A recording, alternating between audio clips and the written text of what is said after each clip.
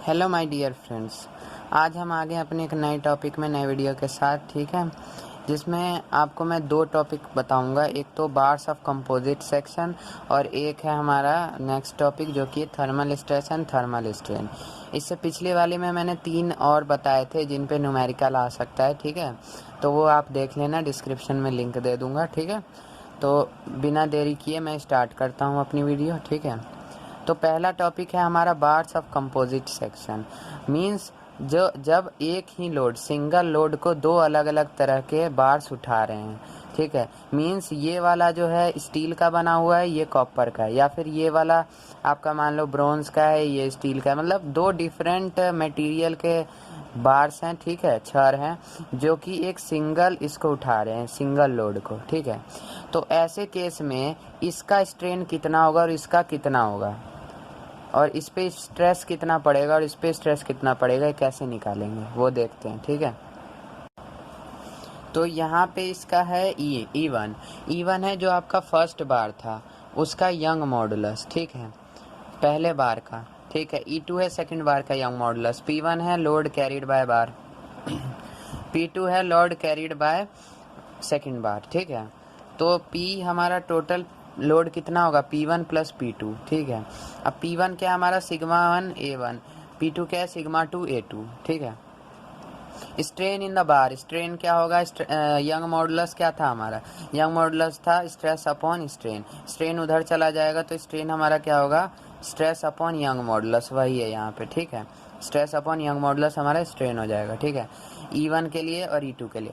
और इसके ज़रिए हमें ये पता है, इसमें ये चीज़ हमें ध्यान रखना है हमेशा कि E1 जो होगा वो E2 के बराबर होगा। मतलब जितना लेंथ ऑफ चेंज हमारा फर्स्ट बार में आएगा, उतना ही लेंथ ऑफ चेंज सेकंड बार में आएगा, ठीक है। तो इससे हमारा ये फॉर्मूला एक डिराइव हो गया, जिसे ध्यान रखना है आपको न्यूमेरिकल करते वक्त, ठीक है। ये कैसे आया, तो ये वही है, E1 ये रहा, इसे यहाँ पे रख दिया, E2 की जगह ये चीज़ को यहाँ पे रख दिया, बस, ठीक है। अब हम इसके ऊपर एक न्यूमेरिकल सॉल्व करके देखते हैं। तो ये है हमारा न्यूमेरिकल। इसमें कहा क्या है कि इसमें कहा है कि एक स्टील सिलेंडर है जो कि 2 कॉपर ट्यूब से ढका हुआ है, ठीक है। ये है हमारा बीच में स्टील सिलेंडर, दोनों साइड से कॉपर ट्यूब है, ठीक है। और क्या रखा है, दोनों तरफ से इस पर कंप्रेशन लग रहा है 450 किलो न्यूटन का, ठीक है। और हमें यंग मॉडुलस स्टील का दे रखा है कितना, 210 किलो न्यूटन पर mm स्क्वायर, और कॉपर का भी हमें दे रखा है 110 किलो न्यूटन पर mm स्क्वायर। पूछा क्या है, पूछा हमें कि stress develop in steel and copper, means steel और कॉपर दोनों में कितना कितना स्ट्रेस डेवलप होगा। यानी हम डाल तो इस पर 450 किलो न्यूटन का लोड रहे हैं, लेकिन दोनों पे अलग अलग स्ट्रेस जनरेट होगा, तो कितना होगा हमें वो निकालना है। तो हमें गिवन क्या क्या है पहले वो देख लेते हैं, वो सब लिख लेते हैं। सबसे पहला हमें ये पता है कि इसकी चौड़ाई कितनी है, स्टील की 100 mm। इसके बाद कॉपर की कितनी है, तो ये चीज़ कितना है, यहाँ से लेके यहाँ तक ये 200 mm है, तो 200 में से 100 गया, मीन्स हमारा कॉपर का भी कितना आ गया, 100 mm, ठीक है। अब लोड कितना है, 450 किलो न्यूटन, ठीक है। E S means young modulus हमें दोनों का गिवन है, स्टील का भी कॉपर का भी यंग मॉडुलस, ठीक है। अब एरिया ऑफ क्रॉस सेक्शन, पहले का एरिया, क्योंकि ये सिलेंडर है तो सिलेंडर का एरिया क्या होता है, π/4 d² है ना। तो डाया कितना है इसका, 100 है ना, पहले स्टील का डाया 100, तो इस हिसाब से हमारा इसका एरिया आ गया। AC मीन्स कॉपर जो ये दो हैं इसके कॉपर ट्यूब, इनका एरिया, तो इसका एरिया कैसे निकलेगा इन दो कॉपर ट्यूब का, 200 का स्क्वायर माइनस 100 का स्क्वायर, ये टोटल जो है माइनस इसमें से हम 100 कर देंगे, तो एक तरह से कॉपर का ही तो आ जाएगा हमारा, ठीक है ना। मीन्स मान लीजिए यहाँ पे कुछ नहीं है, स्टील नहीं है, होलो है, तो होलो सिलेंडर का क्या होता है, π/4 d² outer dia square minus inner dia square. वही किया यहाँ पे, आउटर डाया कितना है 200 माइनस इनर डाया 100 का स्क्वायर, ठीक है। तो हमारा ये बाहरी एरिया आ गया, ये हमारा आ गया कॉपर का एरिया, ठीक है। इसके बाद हमने अभी पढ़ा कि स्ट्रेन दोनों का इक्वल होगा, स्ट्रेन इक्वल होगा means stress upon young modulus दोनों के बराबर होंगे, इसे हमने यहाँ पे रख दिया, ठीक है। अब स्टील का स्ट्रेस निकालने के लिए ES/EC सिग्मा C, ठीक है। तो हमारा कितना आ गया, 1 पॉइंट, इसे सॉल्व करके 1.91 सिग्मा C, ठीक है।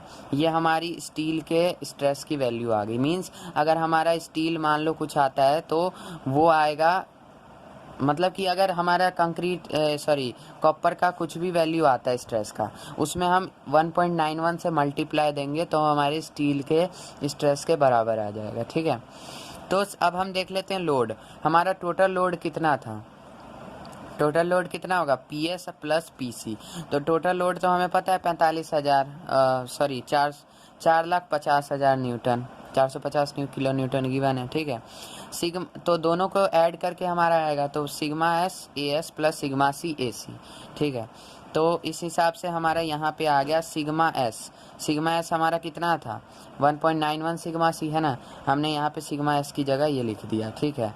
A S area of steel कितना आया था हमारा, ये रहा, वही हमने यहाँ पे लिख दिया, ठीक है। अब सिग्मा सी हमारा जैसा है एज इट इज़ वही रहेगा। ए सी हमारा कितना है यहाँ पे ये हमने लिख दिया। मीन्स हमने सभी वैल्यू को सिग्मा एस वाली वैल्यू को भी हमने सिग्मा सी की टर्म में निकाल लिया, ताकि एक टर्म को ही हमें सिर्फ निकालना पड़ेगा। तो इसे सॉल्व करके सिग्मा सी हमने बाहर निकाल लिया, कॉमन निकाल लिया, देखिए अंदर की वैल्यू ब्रैकेट में सारी सॉल्व हो जाएगी, ठीक है। अब सिग्मा सी जो है हमारा वो इसको अगर मैं डिवाइड कर दूंगा इससे तो मेरा सिग्मा सी की वैल्यू निकल जाएगी। इस हिसाब से मेरा सिग्मा सी आ जाएगा, और जब मेरा सिग्मा सी आ जाएगा तो मैं उसे मल्टीप्लाई कर दूंगा इस वैल्यू से, तो मेरा सिग्मा एस आ जाएगा। तो इस तरीके से सॉल्व होगा, ठीक है। आई होप आपको समझ में आ गया होगा। ये देख सकते हैं आप सिग्मा सी की वैल्यू कैसे इसने निकाली है, वही डिवाइड किया, सिग्मा सी आया और 1.91 से मल्टीप्लाई करके सिग्मा एस निकाल दिया। और कंप्रेसिव स्ट्रेन कितना आएगा, तो कंप्रेसिव स्ट्रेन निकालने के लिए सिग्मा सी बटे ई सी, इस हिसाब से सॉल्व करके हमारा कंप्रेसिव स्ट्रेन आ गया, ठीक है। अब एक और न्यूमेरिकल इस पर मैं दिखा देता हूँ आपको, ठीक है, और क्लियरिटी से समझ आ जाएगा। फॉर एग्जाम्पल ये है एक न्यूमेरिकल हमारा, ठीक है।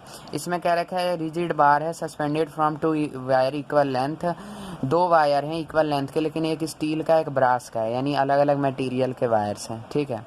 क्या रखा है, उन पे एक ही लोड है जो कि वो कैरी कर रहे हैं, वो है 98 न्यूटन का। इसमें हाइट है 1.25 मीटर, ठीक है, और 200 mm की इसकी हमारी चौड़ाई दे रखी है, ठीक है। हमें निकालना क्या है, पहला stress develop in steel and brass, steel और ब्रास में अलग अलग स्ट्रेस डेवलप होंगे, वो निकालना है। Second distance of the load from the steel wire, means हमारा डिस्टेंस कितना होगा लोड का स्टील वायर से, मींस एक तरह से इसका लेंथ में कितना चेंज आया ये निकालना है। तो अब हम निकालते हैं पहला इसका गिवन, जो हमें वो डाटा हमने यहाँ पे लिख लिया, load E S E B, ये पहले का डाया दूसरे का डाया, ठीक है। एरिया निकालेंगे, एरिया तो पता है π/4 डी स्क्वायर से निकल जाएगा, area of steel, area of brass, ठीक है। अब ये मेन फार्मूला जो मैंने बताया था अभी, वही यहाँ पे इसने लगाया है कि स्ट्रेन जो जितना स्टील का होगा उतना ब्रास का होगा, तो sigma S upon E S, sigma B upon E B, ठीक है। इसके बाद सिग्मा एस क्या होगा, तो ये इधर चला जाएगा मल्टीप्लाई होके, तो यहाँ पे ये इस तरीके से बन के आ जाएगा। तो 210 ये ई एस हमें गिवन है कितना है 210, ठीक है, बटे 105 ये हमें गिवन है, ठीक है, इंटू सिग्मा बी, ये तो हमें निकालना है। तो ये सिग्मा बी की टर्म है, मतलब किसी एक की टर्म में आपको निकाल लेनी है सारी वैल्यू को, ठीक है। तो ये हमारा किसकी टर्म में आ गया, sigma S is equal to 2 sigma B की टर्म में निकल गया, सिग्मा एस की वैल्यू है ना, सिग्मा बी की टर्म में। अब पी टोटल लोड हमारा कितना होगा, P S plus P V होगा, ठीक है। तो इस हिसाब से 98 तो हमारा टोटल लोड हमें गिवन है, तो सिग्मा एस हमने बी की फॉर्म में निकाल दिया, तो इसे हम सिग्मा एक्स की जगह क्या लिखेंगे 2 सिग्मा बी, ठीक है, A S sigma B A B, ठीक है। अब 98 सिग्मा बी हमने कॉमन निकाल लिया, इस पूरे वैल्यू में से सिग्मा बी कॉमन, और 2 इंटू ए एस कितना था हमारा 0.785, ये रहा निकाला हुआ, ठीक है, प्लस, ठीक है, ए बी सिग्मा बी तो बाहर निकल गया कॉमन, ए बी बच गया अंदर, ए बी कितना है 3.141, ये देखिए, ठीक है। तो इस हिसाब से ये आ गया। अब इसे सॉल्व करके ये आ गया, और फिर सिग्मा बी की वैल्यू कितनी हो जाएगी 98 अपॉन ये इधर डिवाइड हो जाएगा, तो ये हमारी वैल्यू आ गई 20.80, ठीक है। ये हमारी सिग्मा बी की वैल्यू आ गई। अगर सिग्मा बी की आ गई तो उसे हम 2 से मल्टीप्लाई करके सिग्मा एस की निकाल देंगे, देखिए। तो इस हिसाब से हमने सॉल्व कर लिया। अब पी वी क्या है हमारा, लोड ऑन ब्रास, ठीक है, वो कितना है, तो वो हमारा कैसे निकलेगा, आपको पता है स्ट्रेस क्या होता है, फोर्स अपॉन एरिया, है ना।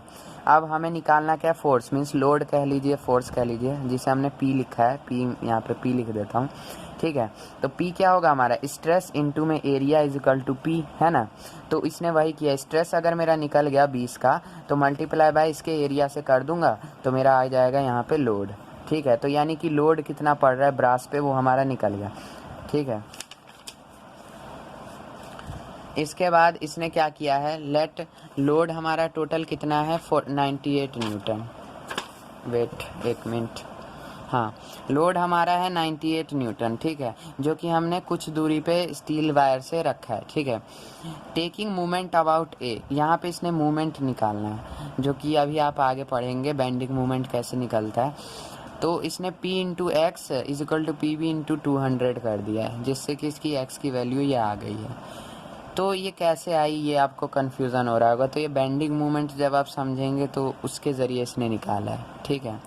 P इंटू एक्स आपको बता देता हूँ कैसे। यहाँ से x दूरी पे लोड लग रहा है 98, ठीक है। तो बेंडिंग मोमेंट निकलता है कैसे कि जहाँ पे लोड लग रहा है मल्टीप्लाई बाय जहाँ पे उसका सपोर्ट है, रिजिड सपोर्ट है। यहाँ पे इसका रिजिड सपोर्ट है एक तरह से, ऐसे करके, है ना। तो यहाँ पे सेंटर में बिल्कुल लोड लग रहा है, या फिर कोई सी भी जगह पे 98, उससे x डिस्टेंस पे लग रहा है ना। हमें डिस्टेंस गिवन नहीं है, तो हमने क्या किया, इसका बेंडिंग मोमेंट कैसे निकलेगा, force into perpendicular distance. Bending moment का फॉर्मूला होता है, याद रखिएगा, फोर्स इंटू परपेंडिकुलर डिस्टेंस, ठीक है। ठीक है, तो फोर्स कितना है हमारा 98, इसका परपेंडिकुलर डिस्टेंस कितना है स्टील वायर के लिए अगर निकाल लें तो x दूरी पे है, ठीक है। तो 98 इंटू एक्स, तो हमारा ये होगा किसका बेंडिंग मोमेंट, स्टील वायर का, 98 इंटू एक्स, ठीक है।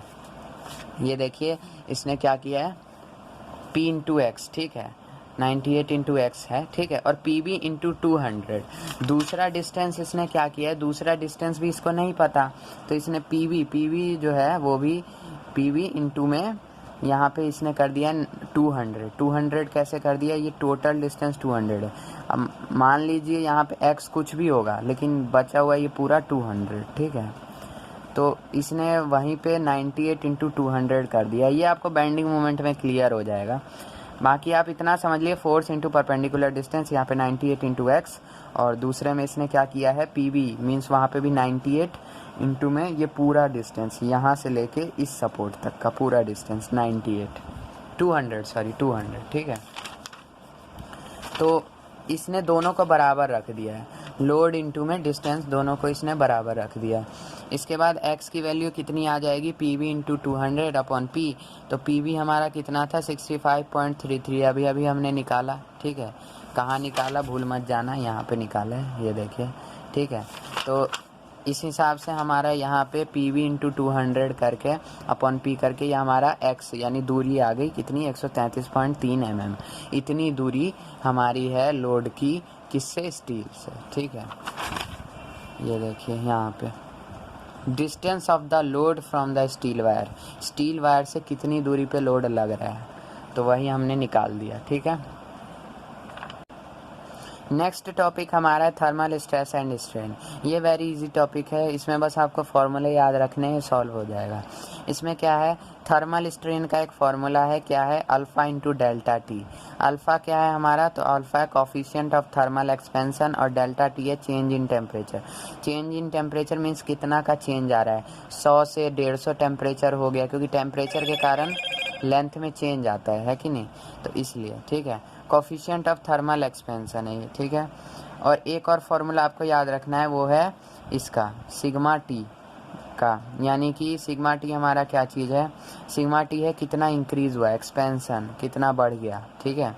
तो उसका फार्मूला है E T means E T multiply, ये थर्मल स्ट्रेन है, E T multiply by length, ठीक है। थर्मल स्ट्रेन को मैं लेंथ से मल्टीप्लाई कर दूंगा, तो मेरा आ जाएगा क्या कि कितना लेंथ इंक्रीज़ हुआ। कैसे आ जाएगा, तो देखिए स्ट्रेन जो था मेरा, स्ट्रेन क्या था, change in length upon original length था, है ना। तो हमें निकालना क्या है, चेंज इन लेंथ कितना उसमें एक्सटेंड हुआ, तो स्ट्रेन इंटू ओरिजिनल लेंथ से मल्टीप्लाई कर दिया, वही चीज़ है यहाँ पे, स्ट्रेन इंटू इसका ओरिजिनल लेंथ एल, तो हमारा क्या आ जाएगा, ये चेंज इन लेंथ, वही चीज़ है, कुछ नहीं है, ठीक है। अब यहाँ पे दो केस की बात आ गई।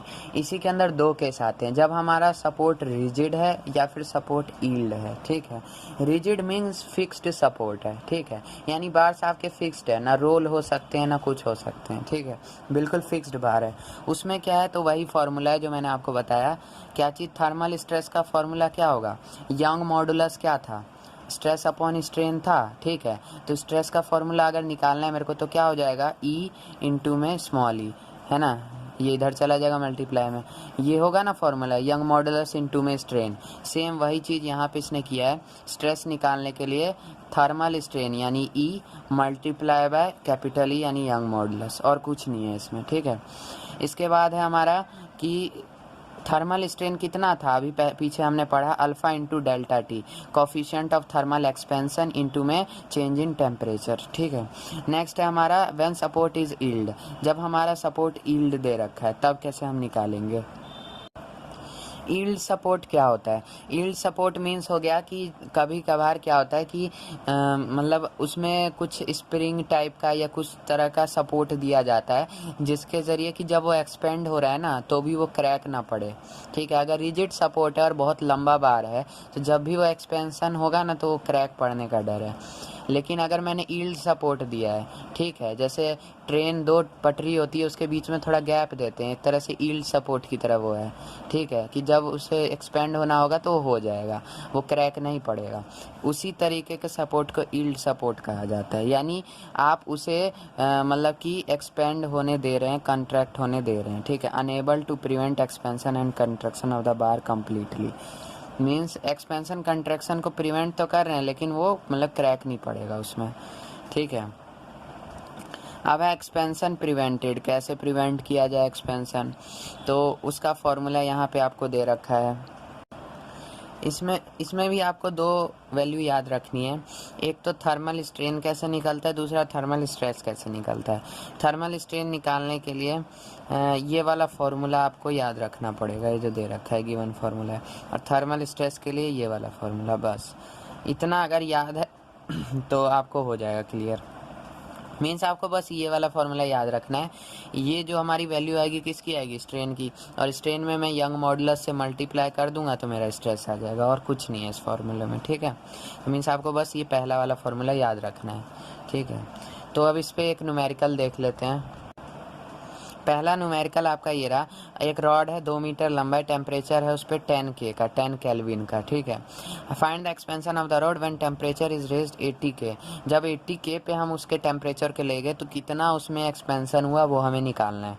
In this expansion is prevented, find the stress induced in the material of the rod, अगर मैं इस एक्सपेंशन को प्रिवेंट भी कर रहा हूँ तो कितना इसमें स्ट्रेस लग रहा है। ठीक है ना, ठीक है, स्ट्रेस कितना लग रहा है उस मटेरियल ऑफ रोड में, मीन्स मेरे को स्ट्रेस निकालना है एक तो पहला। ठीक है, दूसरा मेरे को पूछ रखा है एक्सपेंशन मीन्स चेंज इन ये निकालना है मेरे को, चेंज इन लेंथ निकालना है। ठीक है, हमें गिवन क्या है, ई दे रखा है और अल्फ़ा दे रखा है। ठीक है, अल्फ़ा हमारा हमेशा गिवन रहेगा, इसे कहते हैं कोफिशिएंट ऑफ थर्मल एक्सपेंशन। ठीक है, तो एल हमें गिवन है, टी गिवन है, T2 गिवन है। अब 10K तो उसका नॉर्मल टेम्परेचर था एक तरह से, वो राइज होके 80K बन गया टेम्परेचर, तो मीन्स हमारा नेट टेम्परेचर कितना है, 80 माइनस 10K मीन्स 70K का वो टेम्परेचर उसका इंक्रीज़ हुआ है। इंक्रीज इन टेम्परेचर यूज़ करते हैं हमेशा। ठीक है, तो 70K का हम यहाँ पे यूज़ करेंगे। ठीक है, इसके बाद हमें ई निकालना है, सबसे पहले हम ई निकाल लेते हैं। ई निकालने का फॉर्मूला हमारा क्या होगा, मतलब ई हमें गिवन है लेकिन दिया है मेगा न्यूटन में।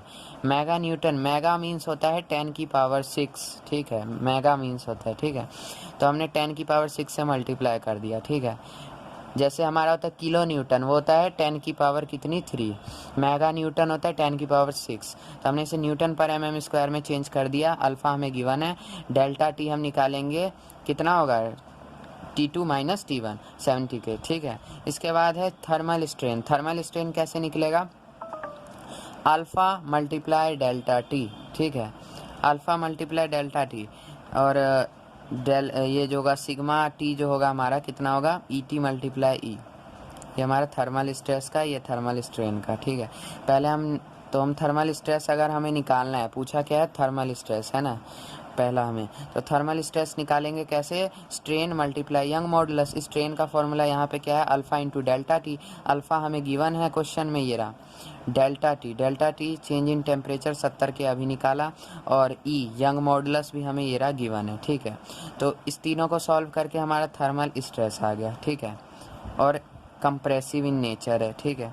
अब है एक्सपेंशन ऑफ द रॉड, कितना खींच गया रॉड, है ना, तो उसका निकालने के लिए, या फिर कितना छोटा हो गया निकालने के लिए, ये हमारा sigma delta T into L, ठीक है, यानी कि ये हमें निकालना है ना। तो इसकी वैल्यू क्या थी, अभी पीछे पढ़ा था, यही था ना, sigma delta T into L, है ना।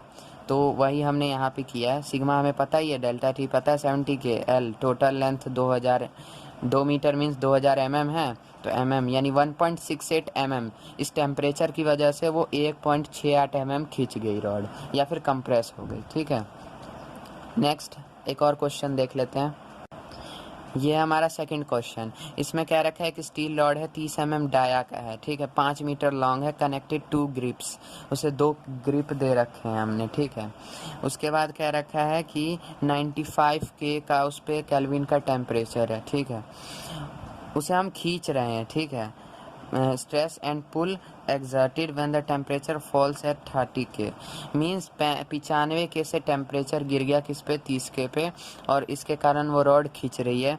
The ends do not yield, इसमें एंड्स जो है उसके दोनों जो सपोर्ट हैं वो यील्ड नहीं है, एक केस ये है। दूसरा केस हमें निकालना है जिसमें सपोर्ट्स जो हैं यील्ड है 1.2 mm पे, ठीक है, यानी इतना गैप उनमें छोड़ा हुआ है, ठीक है। तो दोनों पे हमें निकालना है, ठीक है। पहले हम देख लेते हैं रिजिड सपोर्ट के लिए, मींस फिक्स्ड सपोर्ट, और यील्ड होता है जिस जहाँ पे वो थोड़ा मूव कर सकता है एक्सपेंशन होते समय, ठीक है। तो हम पहले रिजिड सपोर्ट का देख लेते हैं। रिजिड सपोर्ट के लिए सबसे पहले तो जो गिवन है वही आपको लिखना होगा क्वेश्चन में। हमें डी पता है, एल पता है, टी टेम्परेचर पहले कितना था 95, अब कितना है 30 के, तो यानी net temperature, fall in temperature कितना आया 65 के का फॉल हुआ, यही हम यूज़ करेंगे, ठीक है, डेल्टा टी। इसके मतलब चेंज इन टेम्परेचर कहें, फॉल इन टेम्परेचर कहें। इसके बाद ई हमारा यंग मॉडुलस, ठीक है, जो कि हमें यहाँ पे भी मेगा न्यूटन है, मीन्स 10 की पावर 6 से हमें इसे मल्टीप्लाई करना होगा, और मीटर स्क्वायर है तो यहाँ पे बटे 1000 इंटू 1000, तो ये mm न्यूटन पर mm स्क्वायर में चेंज हो गया, ठीक है। इसके बाद है कि area of cross section, area of cross section कैसे निकलेगा, π/4 डी स्क्वायर, ठीक है, डी हमारा कितना है 30 है, ठीक है। अब है केस वन जब हमारा सपोर्ट यील्ड नहीं है, मीन्स रिजिड है, ठीक है। रिजिड सपोर्ट का कैसे निकलेगा इस थर्मल स्ट्रेस, तो अल्फा डेल्टा टी इंटू ई, नॉर्मल ये फॉर्मूला है आपका, alpha into delta T strain multiply young modulus, हमारा थर्मल स्ट्रेस इसका आ गया, ठीक है। अब पुल एक्सर्टेड, कितना खींचा वो रॉड, मतलब नहीं सॉरी, उस पर कितना लोड पड़ा, सॉरी कितना लोड पड़ा, लोड निकालने का क्या होगा, स्ट्रेस क्या होता है, फोर्स अपॉन एरिया, तो स्ट्रेस इंटू एरिया करूँगा तो मेरा फोर्स आ जाएगा, मीन्स वही किया इसने, स्ट्रेस इंटू एरिया कर दिया, तो हमारा ये पुल एक्सर्टेड मीन्स फोर्स निकल गया न्यूटन में, ठीक है।